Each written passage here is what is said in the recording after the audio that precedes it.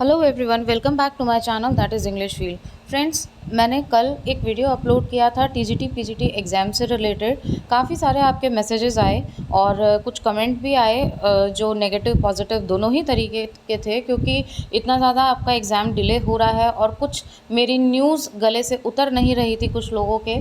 तो क्योंकि नेगेटिविटी का माहौल है, काफ़ी टाइम हो गया एग्ज़ाम को लेकर के, तो ये सारी चीज़ें थी। इस पे आज मैं वीडियो बना रही हूँ। बहुत सारी इंपॉर्टेंट न्यूज़ आई है सामने, जो कि लगातार आपको देखने को मिलेगी और आप मेरे पहले के वीडियोस में भी देख सकते हैं। मैंने आपको बताया है कि आपका एग्ज़ाम अब एकदम नज़दीक आ रहा है, फाइनलाइजेशन की स्टेज पे है। टीजीटी पीजीटी की मैं बात कर रही हूँ, इसलिए सारी चीज़ें पॉजिटिव होंगी और काफ़ी सारी पॉजिटिव न्यूज़ भी आपको देखने को मिलेगी, जिसमें से आज काफ़ी सारी खबरें आई हैं। तो मैंने सोचा ये आपके साथ शेयर करना बहुत ज़रूरी है, क्योंकि इससे आपको एक सही ट्रैक मिलेगा और बहुत अच्छा मोटिवेशन भी मिलेगा। और किसी भी तैयारी के लिए मोटिवेशन अगर बहुत अच्छा रहे और पॉजिटिव अगर आपको ट्रैक मिलता है तो तैयारी भी बहुत अच्छी होती है। तो विदाउट मेकिंग एनी डिले चलिए हम डिस्कस कर लेते हैं पॉइंट्स को। और थंबनेल में आपने वो सारी चीज़ें देख ही ली होगी।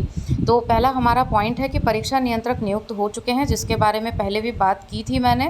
तो ये था कि अभी ऑफिशियल कोई घोषणा नहीं हुई है, लेकिन मैंने आपको ये भी बताया था कि जल्द ही आपके सामने ऑफिशियल घोषणा भी होगी और यही होंगे आपके परीक्षा नियंत्रक, क्योंकि ये मीटिंग में भी शामिल थे। फिर टीजीटी पीजीटी की एग्ज़ाम डेट, फिर कैलेंडर कब तक आएगा, आपका आएगा या नहीं आएगा, और परीक्षा जल्दी होगी, इसका निर्णय, इस से क्या रिलेटेड न्यूज़ मिली है और शासन का ऐसा क्या सख्त आदेश है या फिर क्या ऐसी चीज़ें हुई है कल जो मैं आपको यहाँ पे बता रही हूँ। तो आइए देख लेते हैं। सबसे पहले तो यहाँ पे मैं आपको एक न्यूज़ दिखा दूँ, हो सकता है आपने देख भी ली हो। शिक्षा आयोग के परीक्षा नियंत्रक बने देवेंद्र प्रताप सिंह जी, ठीक है। तो इनके बारे में बताया था पहले भी और अब ऑफिशियल भी हो चुका है अनाउंस, और ये बन चुके हैं एग्ज़ाम कंट्रोलर भी बोलते हैं इंग्लिश में जिनको। तो बिल्कुल भी ऐसा अब आप दिमाग मत लगाइएगा, कोई भी कन्फ्यूज़न मत रखिएगा, कहने का मतलब ये है। तो थोड़ा सा इस न्यूज़ को बहुत ही जल्दी से पढ़ के मैं आपको बताऊँगी।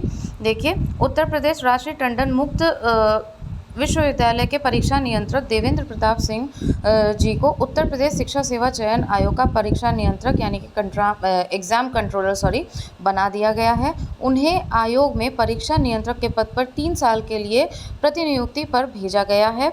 इस बाबत उच्च शिक्षा के विशेष सचिव गिरिरेश कुमार त्यागी जी की ओर से सोमवार को आदेश जारी कर दिए गए। देवेंद्र प्रताप सिंह जी को शिक्षा सेवा चयन आयोग का परीक्षा नियंत्रक बनाए जाने पर मुक्त विश्वविद्यालय की ओर से अनापत्ति दी जा चुकी है।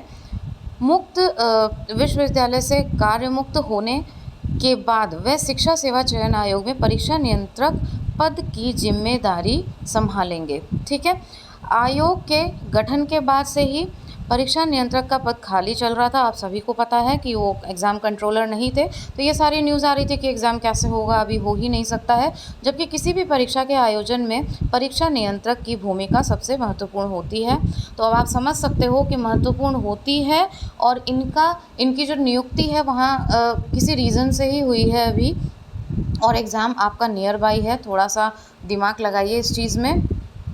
फिर आयोग को अध्यक्ष 12 सदस्य एवं सचिव पहले ही मिल चुके हैं और अब परीक्षा नियंत्रक की नियुक्ति हो जाने से आयोग में लंबित पड़ी यानी कि पेंडिंग जितने भी आपके एग्जाम्स हैं, जल्द ही इसके ऊपर कोई निर्णय होने की उम्मीद है। अशासकीय महाविद्यालयों में असिस्टेंट प्रोफेसर के आपको पता है इतने पद, और फिर आपके टीजीटी पीजीटी 4163, तो 2 साल से अधिक समय से भर्ती लंबित पड़ी है, ये हम सभी जानते हैं।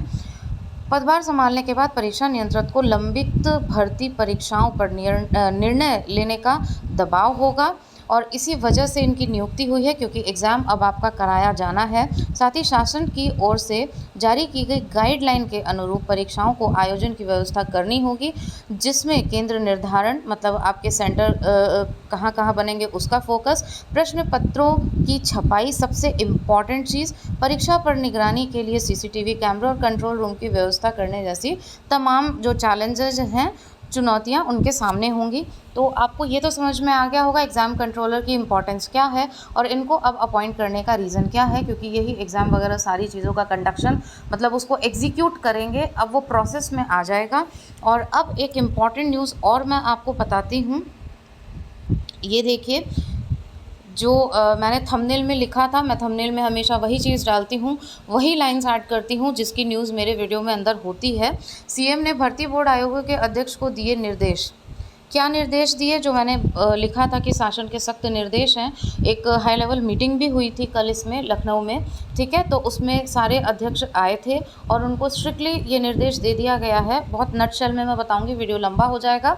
देखिए क्या कहा गया कि पुलिस भर्ती परीक्षा बनी मॉडल, इस प्रक्रिया को अन्य भर्ती बोर्ड भी अपनाएं। अब उसके अंदर क्या क्या था, आपके जो पेपर थे, क्वेश्चन पेपर थे, उनके अलग अलग सेट थे।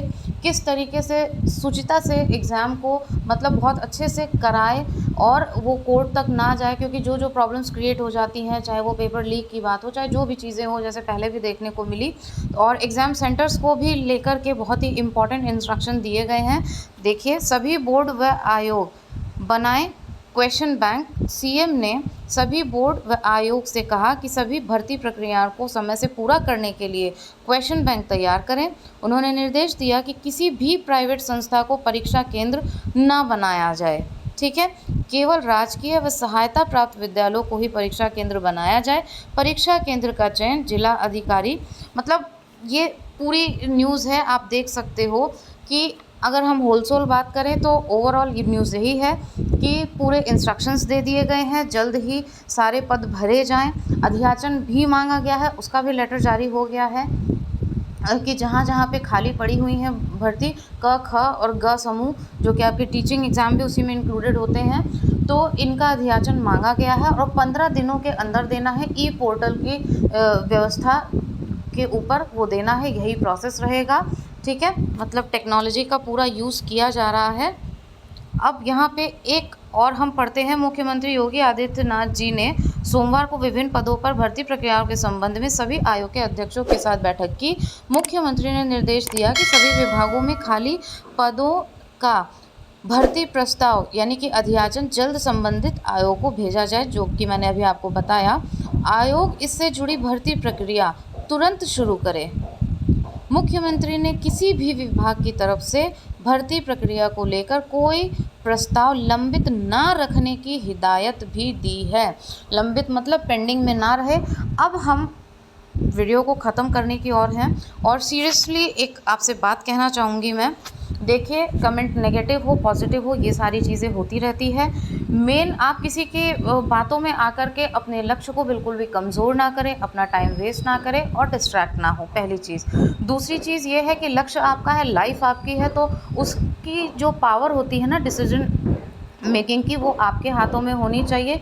किसी के कुछ कहने से या ना कहने से, चाहे मैं ही हूँ, वो चीज़ें आपकी चेंज नहीं होनी चाहिए। You all are mature enough. आपको इतना तो पता होना चाहिए कि प्रेजेंट सिचुएशन के आधार पे ही कोई भी चीज़ बताई जा सकती है। आप खुद बताओ कि आज आपकी तैयारी कैसी है, उसी के आधार पर तो आप अपना प्रिडिक्ट करोगे ना कि आप एग्ज़ाम निकाल लोगे या नहीं, आप सिलेबस कंप्लीट कर लोगे या नहीं, या फिर आप रिविज़न कर लोगे या नहीं। चीज़ें हम सभी को पता है, लास्ट टाइम भी यही हुआ था। रात में अचानक से डेट्स अनाउंस हुई थी और फिर तहलका सा मच गया था। डेट चेंज कराने के लिए भी बहुत सारी चीज़ें हुई, लेकिन हुआ कुछ नहीं। तो इन सब बातों में आकर के टाइम वेस्ट करने से कुछ नहीं होगा। और एक बात मैं आपको बता दूं, कल भी मेरे जो कुछ सब्सक्राइबर्स हैं, उन्होंने व्हाट्सएप पे मुझसे बात की है। जितना मुझसे हो सकता है, जितना टाइम मेरे पास में रहता है, मेरी एक्सपीरियंस और जो नॉलेज है, मैं हमेशा गाइड करने की कोशिश करती हूँ। व्हाट्सएप के थ्रू भी मैंने पूरा गाइड भी किया और पूरी हेल्प करने की कोशिश करती हूँ जितनी मुझसे हो सकती है। आई एम नॉट सेइंग कि I am the perfect one या मैं ही सारी चीज़ें बताती हूँ, लेकिन देखिए, ट्रस्ट करना आपका काम है और अपनी तैयारी को बहुत साउंड करना भी आपका काम है। और मैं आज भी यही बोलूँगी कि जिस तरीके से जो प्रोसेसिंग चल रही है, जो न्यूज़ मिल रही है और सामने जो आपके निकल के आ रही है, मुझे नहीं लगता कि एग्ज़ाम अगले साल होगा या जो भी होगा। मैं तो यही कहूँगी कि अगर आपको ऐसा लगता है तो भैया पढ़ना बंद कर दो फिर, क्योंकि इससे ज़्यादा तो कुछ और हो नहीं सकता है। और डीमोटिवेट मत होइए किसी भी तरीके से, क्योंकि कोई भी देखिए कट एंड राइड मेथड आपको कहीं नहीं मिलेगा, ठीक है? एक कट एंड राइड पॉलिसी होती है, वो आपको कहीं नहीं मिलेगी। रेडीमेड व्यवस्था कहीं नहीं मिलेगी।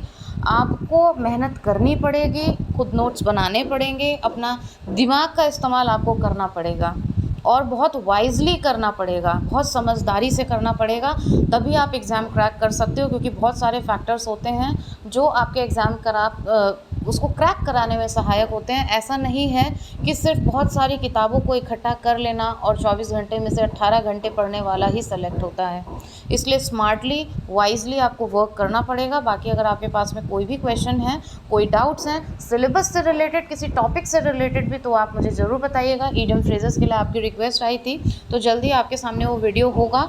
और एक बात आप समझ लीजिए कि जो एग्ज़ाम ओरिएंटेड कंटेंट होता है ना, जो वाकई में एग्ज़ाम में पूछा गया है या पूछा जाने वाला हो सकता है, वो चीज़ें मैं आपके साथ में शेयर करूँगी। तो मिलते हैं नेक्स्ट वीडियो में। कोई और न्यूज़ होगी तो मैं आपके साथ में ज़रूर शेयर करूँगी। और आज फर्स्ट टाइम इतने टाइम बाद मैं आपको बोल रही हूँ कि ऐसी रिलेवेंट न्यूज़ प्लीज़ शेयर करिए। और जो एस्पिरेंट्स हैं या फिर आपके फ्रेंड्स हैं जो आपके साथ में पढ़ रहे हैं या जुड़े हुए हैं अपना गोल अचीव करने के लिए, तो उनके साथ में शेयर करिए। और बहुत, क्योंकि नॉलेज जितनी स्प्रेड होती है ना उतनी ज़्यादा बढ़ती है। ऐसा नहीं है कि नॉलेज को अगर आप अपने तक ही बांध के रखेंगे या किसी चीज़ को, तो आपको ज़्यादा लाभ होगा। तो चलिए मिलते हैं नेक्स्ट वीडियो में। Thank you so much for watching and giving your precious time, and yes, thanks for all your support.